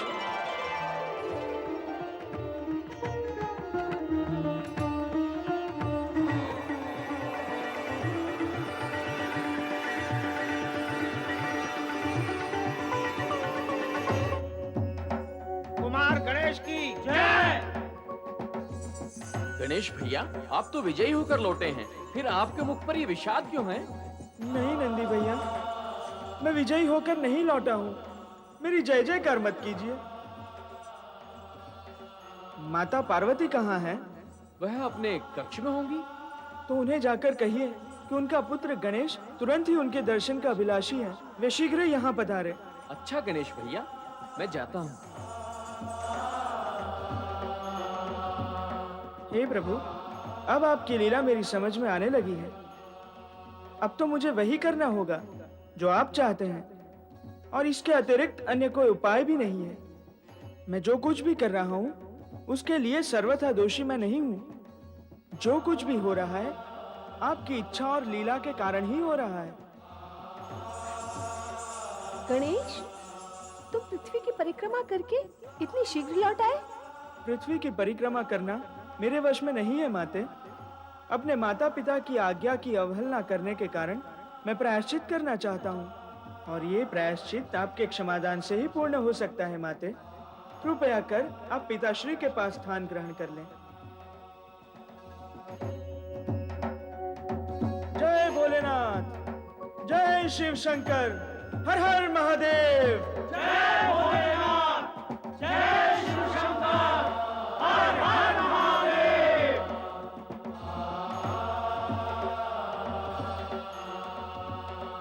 प्रणाम स्वीकार करें स्वामी।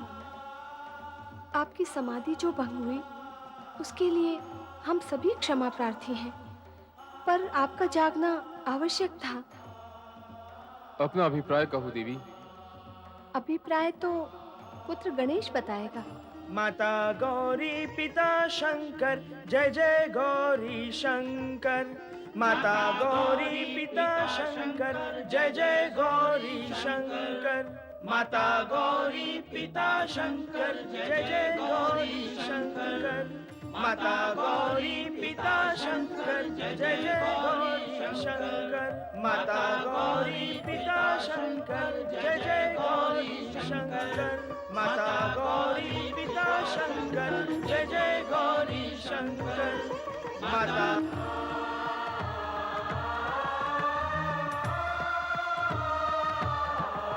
माता गौरी पिता शंकर, जय जय गौरी शंकर। माता गौरी पिता शंकर, जय जय गौरी शंकर। अपना प्रयोजन कहो पुत्र। प्रयोजन पुत्र का कहाँ, पिता का ही है, परंतु कहना पुत्र को है। कहो, क्या कहना चाहते हो? यही कि शास्त्रों के विधान के अनुसार माता को पृथ्वी और पिता को आकाश समान माना गया है, और मैंने अपने माता पिता की 3 परिक्रमा पूर्ण करके पृथ्वी परिक्रमा से भी अधिक पुण्य प्राप्त कर लिया है। और माता पिता सर्वोपरि होते हैं। बालक का इस जगत से परिचय कराने वाले माता पिता ही होते हैं। उनसे अधिक श्रेष्ठ, पूज्य और मान्य अन्य कोई नहीं। वे ही संतान का संपूर्ण जगत होते हैं। उनकी परिक्रमा संपूर्ण करना पृथ्वी परिक्रमा करने जैसा ही है। गणेश, तुम्हारी बुद्धिमत्ता और प्रतिभा से मन प्रसन्न हुआ। तुमने अपनी चतुरता से कार्तिकेय को पराजित किया। अब तुम प्रथम विवाह करने के अधिकारी हो गए हो। पितृवर, बड़े भ्राता कार्तिकेय को पराजित करने की तो मैं कल्पना तक नहीं कर सकता, और अपनों से बड़ों को पराजित करने की भावना रखने वालों को कभी विजयी होते हुए नहीं देखा गया। आपके कहने से मैं स्पर्धा में सम्मिलित अवश्य हुआ, परंतु मैं स्वयं नहीं चाहता कि बड़े भ्राता कार्तिकेय पराजित हो। आपकी आज्ञा व परिक्रमा पूर्ण करने के लिए मैंने अपने माता पिता की परिक्रमा की है। पितृवर, भ्राता कार्तिकेय तो मुझसे बड़े ही हैं। प्रथम विवाह तो उन्हीं का होना चाहिए। इसका निर्णय तो कार्तिकेय के द्वारा ही होगा। जैसी आपकी आज्ञा। हम बड़े भ्राता कार्तिकेय की प्रतीक्षा करेंगे। ओम नमो भगवते रुद्राय। शिवे भक्ति भक्तिर्शिवे शिवे अन्यथा शरणं नास्ति त्वमेव शरणं मम। कार्तिकेय का प्रणाम स्वीकार करें मुनिवर। यशस्वी भाव। शिव भक्ति एवं वैदिक धर्म का प्रचार प्रसार करने का वचन पूर्ण करने के लिए आ गए हो, ये जानकर अति प्रसन्न हूं। मैं अपना वचन अवश्य पूर्ण करूंगा मुनिवर, किंतु इस समय मैं आपके दर्शन करने आया हूं। माता पिता की आज्ञा से मैं पृथ्वी की परिक्रमा के लिए निकला हूं। यह कार्य पूर्ण होते ही मैं आपके पास लौट आऊंगा और अपने शेष कर्तव्य को पूर्ण करूंगा। माता पिता की आज्ञा से परिक्रमा करने निकले थे, तो उनकी आज्ञा का उल्लंघन कर यहाँ आश्रम में क्यों चले आए? मैंने कोई आज्ञा का उल्लंघन नहीं किया मुनिवर। पृथ्वी की परिक्रमा करते समय मार्ग में आपका आश्रम आया, तो आपके दर्शन का लोभ भी मन में आ गया। दर्शन सत्य है, किंतु दर्शन का लोभ सत्य नहीं है। यहाँ आने का अन्य कारण भी है। हाँ पूज्यवर, अन्य कारण भी है। क्या? पृथ्वी की यह परिक्रमा मेरे और छोटे भाई गणेश के बीच एक स्पर्धा है, और छोटे भाई को पराजित कर मैं विजयी होना नहीं चाहता। क्यों? यदि ऐसा हुआ तो जगत में सदा सदा के लिए बड़े भाई के बड़प्पन के प्रति साधारण जन का विश्वास ही उठ जाएगा। जगत का विश्वास प्राप्त करने के लिए तुम क्या स्पर्धा में होने वाली विजय को खो दोगे? जगत के विश्वास की प्राप्ति से बड़ी विजय और क्या है मुनिवर? उसके सामने अन्य सभी विजय तुच्छ हैं। ऐसा ही है और ऐसा ही होगा। यशस्वी भाव, मन प्रसन्न कर दिया है तुमने। जिस शिव भक्ति और वैदिक धर्म का प्रचार तुम करना चाहते हो, उसका व्यवहार तो तुम्हारे जीवन में उतर चुका है। तुम अपने अभियान में अवश्य सफल होगे कार्तिकेय। आज्ञा दीजिए मुनिवर, गणेश मेरी प्रतीक्षा कर रहा होगा।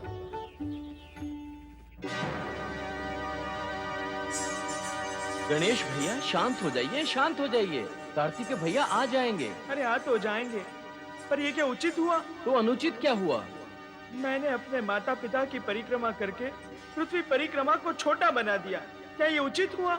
आपने स्वयं कहा था गणेश भैया कि माता पिता सर्वोपरि होते हैं, तो उनकी परिक्रमा भी श्रेष्ठ और उचित ही मानी जाती है। ऐसा मैं मानता था, आप भी मानते हैं, पर क्या बड़े भ्राता कार्तिकेय भी ऐसा मानेंगे? हो सकता है उन्हें यह अप्रिय लगे। यही सोच सोचकर मन व्यथित हुआ जा रहा है। क्यों लगेगा अप्रिय? आप दोनों भाइयों में तो अटूट प्रेम है। आपके इस कार्य से वे व्यथित होंगे। ये सोच के आपको व्यथित होना व्यर्थ है। फिर भी मैं उनसे क्षमा अवश्य मांगूंगा। देवी पार्वती, आज गणेश की बुद्धिमत्ता ने उसके उज्जवल भविष्य का परिचय दिया है। निश्चय ही गणेश जन जन द्वारा पूज्य होगा। गणेश ही क्यों, कार्तिकेय भी ज्ञान और धर्म के विषय में अग्रणी है। वह ना तो केवल ऋषि मुनियों का सत्संग करता है, अपितु वे उसका उपदेश सुनने के लिए लालायित रहते हैं। अपने माता पिता के प्रति उसके मन में आदर सम्मान है, तो छोटे भाई गणेश के लिए अगाध स्नेह भी है। मुझे तो ऐसा प्रतीत होता है कि गणेश को विजयी करने के लिए ही वह लौटने में विलंब कर रहा है। संभवतः तुम्हारा विचार सही हो, पर जब तक कार्तिकेय लौट नहीं आता, तब तक इस विषय में निश्चित रूप से कुछ नहीं कहा जा सकता। गणेश भी उसी की प्रतीक्षा कर रहा है।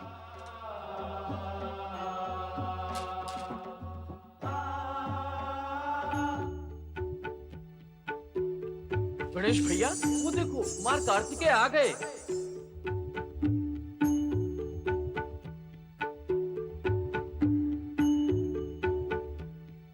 शिवनंदन कुमार कार्तिकेय की जय हो। शिवनंदन कुमार कार्तिकेय की जय हो।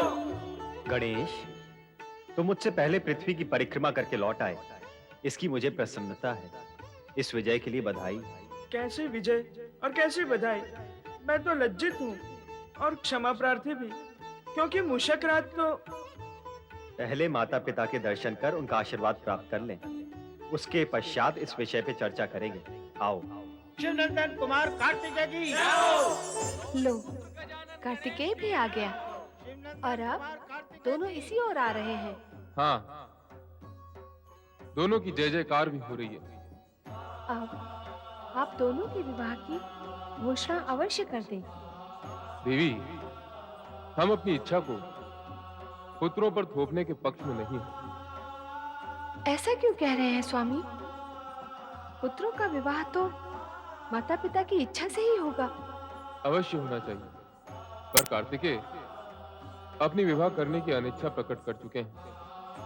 वे धर्म कार्य और लोक कल्याण में प्रवृत्त हैं। शिवनंदन कुमार कार्तिकेय की जय। गौरी पुत्र गजानन गणेश की जय। भगवान भोलेनाथ गौरी शंकर की जय।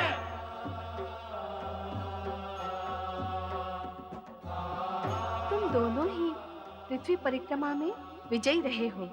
गणेश ने अपने बुद्धि कौशल से माता पिता की परिक्रमा करके पृथ्वी परिक्रमा का पुण्य प्राप्त किया, और कार्तिकेय ने पृथ्वी की परिक्रमा करके माता पिता की आज्ञा का पालन किया। ओम नमः शिवाय। ओम नमः शिवाय। आओ नारद, तुम सदा ही समाचार लेकर आते हो, आज समाचार लेकर जाना। भगवान, क्या है वो शुभ समाचार जो कैलाश से प्रसारित होने जा रहा है? मैं भी तो सुनूं। गणेश और कार्तिकेय दोनों ही पृथ्वी की परिक्रमा स्पर्धा में विजयी होकर लौटे हैं। निस्संदेह शुभ समाचार है। स्पर्धा में दोनों का विजयी होना जगत के लिए शुभ संदेश है। शुभ संदेश कैसे नारद? माता, प्राय स्पर्धा में ईर्ष्या, अहंकार और दुर्भावना गतिमान रहती है, परंतु ये स्पर्धा जगत की अनूठी स्पर्धा मानी जाएगी। स्कंद कुमार कार्तिकेय मंद गति से अपने वाहन मयूर पर जा रहे थे ताकि अनुज गणेश की विजय हो, और गणेश ने विजय की लाभ या लोभ से नहीं, माता पिता की आज्ञा का पालन पूर्ण करने के हेतु माता पिता की परिक्रमा की। माता, यह आदर्श स्पर्धा क्या जगत को यह शुभ संदेश नहीं देती? यदि स्पर्धा सद्भावना पूर्ण हो तो दोनों पक्ष संतुष्ट और विजयी हो सकते हैं। नारद, तुमने तो समाचार को शुभ संदेश बना दिया। नारायण नारायण, बनाने बिगाड़ने का कार्य नारद से कैसे हो सकता है भगवान भोलेनाथ? ये सब तो आपकी लीला है। सात्विक गुणों से संपन्न आपके दोनों पुत्र बधाई के पात्र तो है ही, परंतु उनके माता पिता होने के नाते आपको भी बधाई हो। अपनी बधाइयों का भंडार सुरक्षित रखना नारद। हम शीघ्र ही दोनों का विवाह कर रहे हैं। उस समय आवश्यकता होगी। मैंने इन दोनों के लिए कन्याएं भी देख ली हैं। भगवान भोलेनाथ की इच्छा के अनुरूप मैंने राजा विश्वरूप को आपका संदेश पहुंचा दिया था। वे अपनी दोनों पुत्रियों सहित इस विषय पर आपसे निवेदन करने यहाँ आए भी थे। माता, भोलेनाथ, अब अधिक विलंब न करें। मैं शीघ्र ही आपके इस निर्णय की सूचना उन्हें देता हूँ। नहीं देव ऋषि, नहीं, ये संभव नहीं। संभव नहीं? नारायण नारायण, कैलाश की इस पुण्य धरती पर शक्ति स्वरूपा माता पार्वती और तीनों लोकों के स्वामी पिता भगवान भोलेनाथ के गुण संपन्न पुत्र कुमार कार्तिकेय के लिए असंभव क्या है? ये सत्य तो शक्ति और सामर्थ्य का परिचायक है देव ऋषि, किंतु विवाह का विषय सर्वथा भिन्न है। विवाह न करने का अपना निर्णय तो मैं से पूर्व भी स्पष्ट कर चुका हूं। इस विषय में मुझे अधिक विवश ना किया जाए तो मेरे हित में होगा। अब मुझे दक्षिण क्षेत्र में जाने की आज्ञा प्रदान करें ताकि मैं अगस्त ऋषि को दिए गए अपने वचन को पूर्ण कर सकूं। बड़े भ्राता कार्तिकेय, यदि आप विवाह नहीं करेंगे तो मैं भी आजन्म अविवाहित रहूंगा। तुम क्यों अविवाहित रहोगे? मेरा यही प्रश्न तो आपसे है। मैं बार बार स्पष्ट कर चुका हूं कि मैं धर्म और शिव भक्ति के प्रचार का कार्य पूर्ण करना चाहता हूं। मेरे जीवन का उद्देश्य और मार्ग भिन्न है। विवाह इसमें बाधक है, लेकिन तुम्हारे साथ ऐसी कोई स्थिति नहीं, इसलिए तुम्हें विवाह करना ही चाहिए। गणेश, हम कार्तिकेय को विवाह के लिए बाध्य नहीं कर सकते। स्थिति स्पष्ट है, अब तुम्हें विवाह करना ही चाहिए। हम राजा विश्वरूप को वचन दे चुके हैं।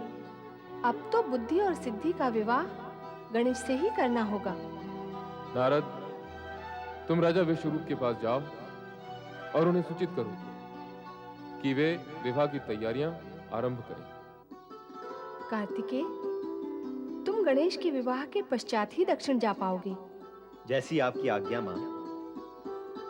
मैं गणेश के विवाह के पश्चात ही दक्षिण जाऊंगा। अर्थात गणेश के विवाह का शुभारंभ शुभ ही शुभ होगा, मंगल ही मंगल होगा। बोलिए मंगल मूर्ति गजानन गणेश की, मंगल मूर्ति गजानन गणेश की। श्वेतांगो सरनेत्रहस्ति वदन कंठे च मुक्तावली देवानां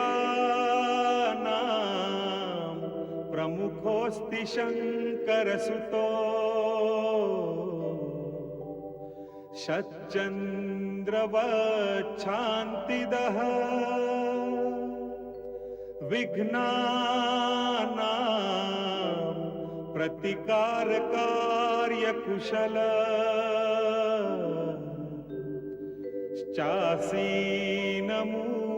शासनो सोयात गणनाथ भार्य यमने भूयाच्च सन्मंगलम्।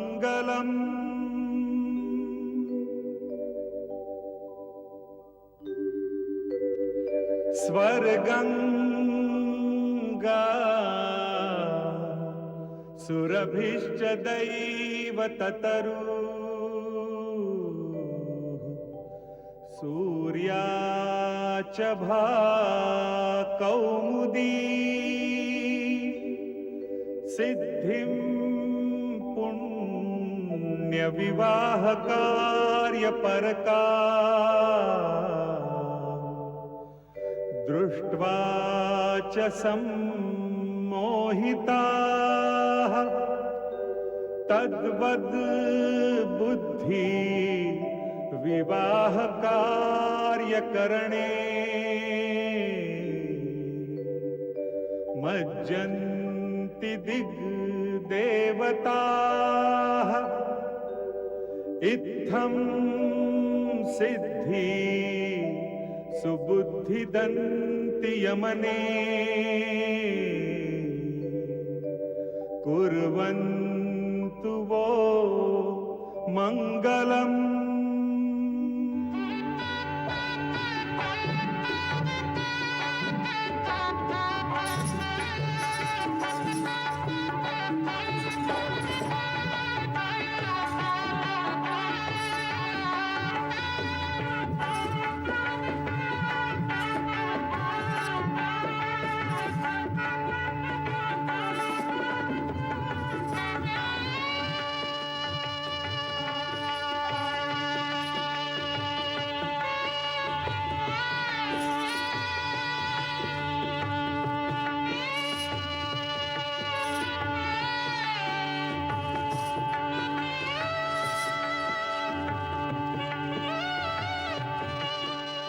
नारायण नारायण। उपस्थित भक्तगण ध्यान से सुनेंगे तो लाभ होगा। गणेश जी, भगवान भोलेनाथ और माता पार्वती के पुत्र होने के कारण विघ्नहर्ता और सुखकर्ता तो है ही है, परंतु इस विवाह उपरांत अब उनके गुण और शक्ति में वृद्धि हुई है, क्योंकि अब उनके साथ बुद्धि और सिद्धि है। जो भी भक्तगण गणेश जी के साथ बुद्धि सिद्धि की आराधना करेगा, उसे बुद्धि और सिद्धि के साथ रिद्धि, वैभव, ऐश्वर्य सब कुछ प्राप्त होगा। इसलिए मेरे प्रिय भक्तगण, मेरे साथ प्रेम और श्रद्धा से बोलो, ओम श्री गणेशाय नमः। ओम श्री गणेशाय नमः। ओम श्री गणेशाय नमः। ओम श्री गणेशाय नमः। ओम नमः शिवाय। ओम नमः शिवाय। जय गौरी शंकर, जय गौरी शंकर। तेजस्वी यशस्वी भव।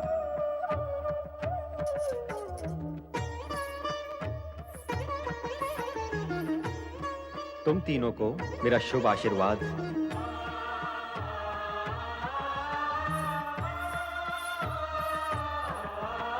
जगत का कल्याण ही कल्याण करते रहो। अब मैं माता पिता का आशीर्वाद प्राप्त कर दक्षिण की ओर प्रस्थान करूंगा।